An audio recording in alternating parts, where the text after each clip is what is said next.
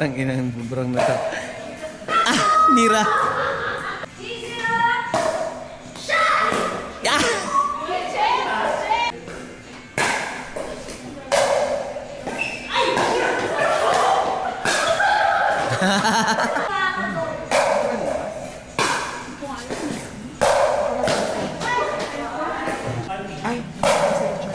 Kaya nga, hinihintay ka ba wala ka? Upo ka pa dito.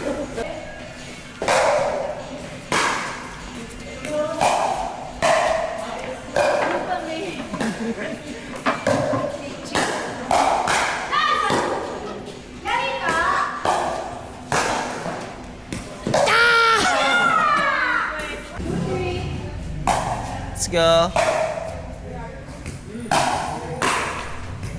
Nice, good. Good.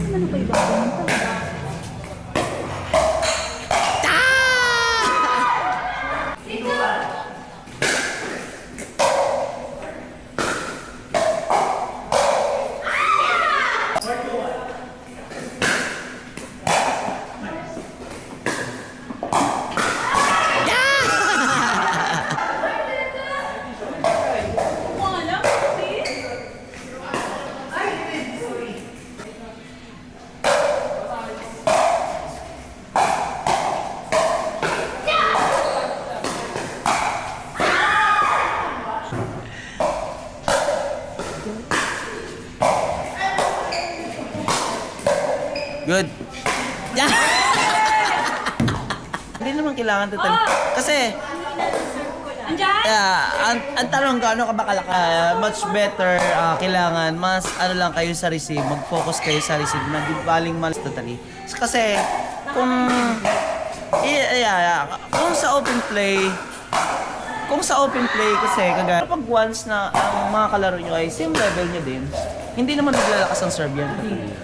So expect nyo na mayroon kayong mga kalarong malakas mag-serve, may turning yung service, ganon. It doesn't matter kung malakas siya mag-serve, yan kagaya yan. Shot or out? Okay, Ay, shucks. Kasi minsan, ang tira mo ay malabot, pero ang pumapasok sa isip mo, paano ko kaya magawa yung ginagawa nila? Parang gusto mo din. So, nasa body language yun. Nasa skill.